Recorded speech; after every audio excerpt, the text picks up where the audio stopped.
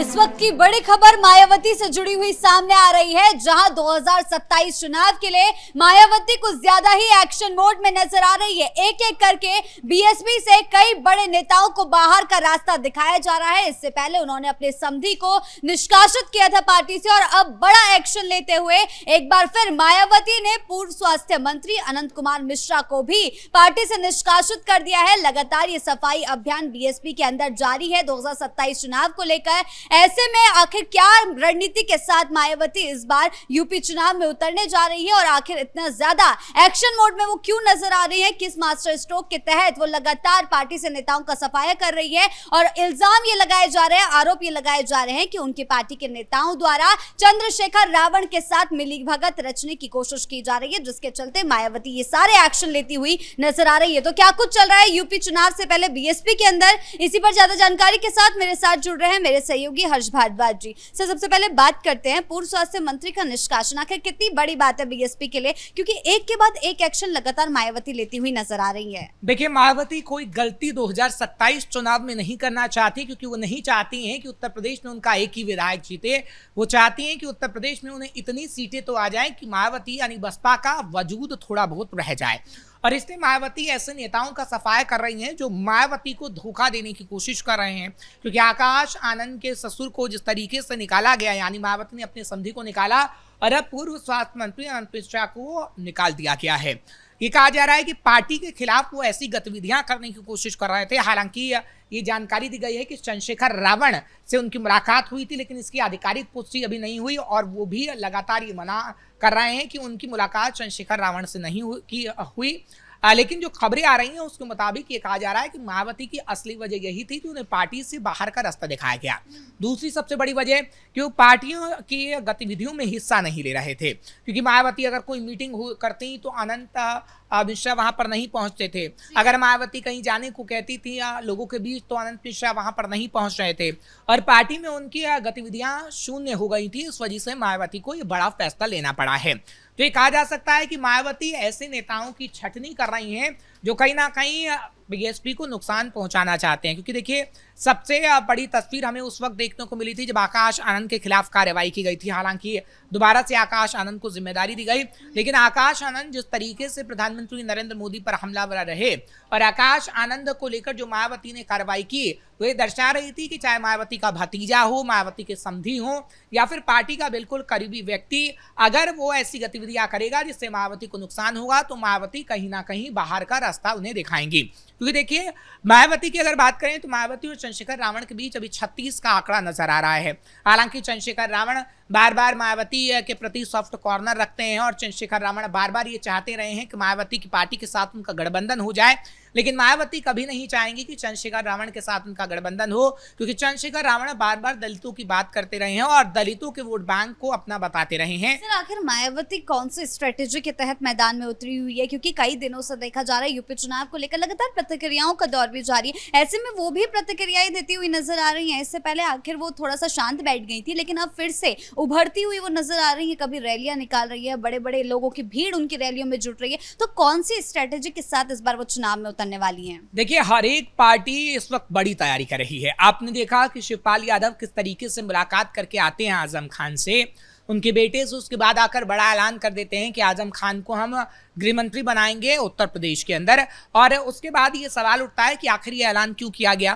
तो ये ऐलान किया गया पीडीएफ फॉर्मूले को साधने के लिए और बताने के लिए कि मुसलमान वोट बैंक हमारे साथ जुड़ा रहे और मुसलमान व्यक्ति को ही हम गृह मंत्री बनाएंगे। क्योंकि अखिलेश यादव पर सवाल उठते रहे कि अखिलेश यादव अगर मुसलमानों की बात करते हैं तो क्यों ऐलान नहीं कर देते कि कोई मुख्यमंत्री चेहरा उनकी पार्टी में मुसलमान होगा, या गृह मंत्री या कोई बड़ा पद मुसलमानों को क्यों नहीं दिया जाता।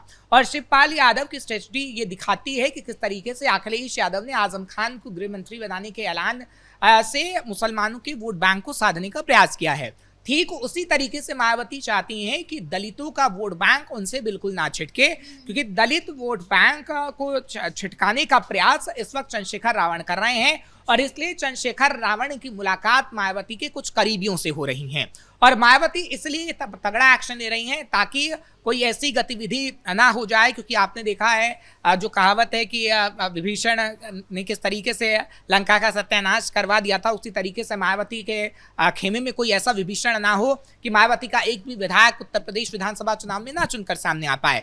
और इसलिए ही मायावती इस वक्त बड़ी कार्रवाई में लगी हुई हैं। लेकिन सवाल यह है कि मायावती अब आगे आने वाले समय में और क्या करने वाली है। इन कार्रवाइयों का कितना असर पार्टी पे पड़ता हुआ नजर आ सकता है, क्योंकि बीएसपी का पहले काफी ज्यादा वर्चस्व उत्तर प्रदेश के अंदर देखने को मिलता था, लेकिन अब वो वर्चस्व धीरे धीरे खत्म होता हुआ नजर आ रहा है। तो क्या मायावती का एक बार फिर से बोलबाला उत्तर प्रदेश में देखने को मिलेगा? देखिए, मायावती की अगर हम बात करते हैं तो जो रणनीति मायावती अपना रही है उससे तो लगता है कि मायावती कोई भी गलती नहीं करना चाहती हैं। लेकिन पिछले दिनों आपने जो लखनऊ में उनकी बड़ी रैली देखी, उससे भी एक कयास लगाए जा रहे थे कि जो भीड़ नजर आई उनकी रैली में कि मायावती ने बड़ी तैयारी कर ली है उत्तर प्रदेश विधानसभा चुनाव को लेकर। लेकिन सवाल यह है कि जो भीड़ मायावती के रैली में थी, क्या वो वोट में कन्वर्ट हो पाएगी? क्योंकि सवाल यही उठता है, बड़े बड़े नेताओं की रैली में तमाम भीड़ तो मौजूद होती है लेकिन वो वोटों में कन्वर्ट नहीं हो पाती। और मायावती को करना ये होगा कि जो रैली में तमाम लोगों की मौजूदगी हो रही है उसको वो वोटों में कन्वर्ट कर सकें। और वोटों में कन्वर्ट कैसे होगा? जब मायावती के जो तमाम सिपाही हैं वो जाके जनता से बातचीत करेंगे और ये बताने का प्रयास करेंगे कि मायावती को एक बार फिर से आप जिताने का काम करिए, या फिर मायावती या जिन उम्मीदवारों को उतारे उम्मीदवारों पर आप भरोसा करिए। तभी हम देखेंगे कि वो भीड़ कहीं ना कहीं वोटरों में कन्वर्ट हो जाएगी। क्योंकि मायावती का अपना एक ओहदा है, मायावती की अपनी एक फैन फॉलोइंग है, और हमने देखा है कि तमाम रैली में मायावती को देखने के लिए आज भी लोग जाते हैं। लेकिन क्या मायावती को ये तमाम लोग वोट करेंगे, ये सबसे बड़ा सवाल है। मायावती विपक्षी खेमे के लिए कितनी ज्यादा नुकसानदायक साबित होने वाली, क्योंकि जिस स्ट्रेटेजी के साथ वो मैदान में उतरी हुई है वो काफी दिखा रहा है कि वो विपक्ष के वोट बैंक पर भी काफी ज्यादा असर डाल सकता है। तो अखिलेश यादव से लेकर कांग्रेस को इसका कितना बड़ा खामियाजा भुगतना पड़ेगा? देखिए, सबसे बड़ा खामियाजा तो अखिलेश यादव को ही भुगतना पड़ेगा, क्योंकि अखिलेश यादव अभी पीडीए को लेकर बड़ा कंफ्यूज हैं और मायावती भी इसको लेकर वार कर चुकी हैं। क्योंकि पहले किस तरीके से पी को पीड़ित बता रहे थे, पीडीए का फॉर्मूला था पीड़ित दलित अल्पसंख्यक, लेकिन मायावती ने तब बड़ा निशाना साधा जब अखिलेश यादव ने पी को पंडित बता दिया। और मायावती ने कहा कि ये पीडीए का फॉर्मूला अखिलेश यादव जो लेके आ रहे हैं इसमें तो दलितों के साथ धोखा है, इसमें तो पीड़ितों के साथ धोखा है। और मायावती यही बताने का प्रयास कर रही थी। तो इतना जरूर कहा जा सकता है कि मायावती का विधायक कोई आए ना आए लेकिन अखिलेश यादव को नुकसान जरूर पहुंचा देंगी। क्योंकि देखिए, जैसे ओवैसी को कहा जाता है कि ओवैसी वोट कटवा है, अगर ओवैसी मुसलमानों की सीट पर, क्योंकि देखिए उत्तर प्रदेश में जो पश्चिम वाला एरिया है या उत्तर वाला एरिया है उसमें ऐसा नहीं है कि मुसलमान सीटें नहीं है जहां पर मुस्लिम आबादी सबसे ज्यादा हो, उस एरिया पर ओवैसी अपनी पकड़ मजबूत करने की कोशिश कर रहे हैं। और अगर मुसलमान वोट बैंक ओवैसी के साथ गया तो सीधा सीधा नुकसान अखिलेश यादव को होगा। और इसलिए अखिलेश यादव की पार्टी इस वक्त आजम खान को गृह मंत्री बनाने की बात करेगी। ठीक उसी तरीके से दलितों को हमने देखा है कि चंद्रशेखर रावण, अभी देखिए गाजीपुर का मसला हुआ या तमाम अलग अलग जगह जो मामले हुए उसमें चंद्रशेखर रावण कितने आतुर रहे जाने के लिए। हालांकि चंद्रशेखर रावण को कभी नजरबंद भी किया गया, कभी उनके खिलाफ कार्रवाई की बात भी कही गई, लेकिन चंद्रशेखर रावण रुके नहीं, क्योंकि चंद्रशेखर रावण को दलित वोट बैंक चाहिए। लेकिन सर, मायावती की पार्टी में भी जिस तरह से टूट की खबरें सामने आ रही है, एक्शन तो मायावती इसीलिए ले रही है ना क्योंकि उनके पार्टी के नेता जो हैं वो बाकी दलों के साथ हाथ पैर मारने की कोशिश कर रहे हैं, उनके साथ मिलने की कोशिश कर रहे हैं। तो क्या ये मायावती के लिए भी नुकसानदायक साबित होने वाला है? क्योंकि बड़े बड़े नेता अगर दूसरी पार्टी में जाने के विकल्प तलाशने की शुरुआत करेंगे तो ये कहीं ना कहीं उनके लिए भी भारी पड़ेगा। देखिए, भारी पड़ सकता था, लेकिन अगर पहले से कार्रवाई की जाएगी, पहले से मन को टटोला जाएगा तो नहीं पड़ेगा। वो क्यों?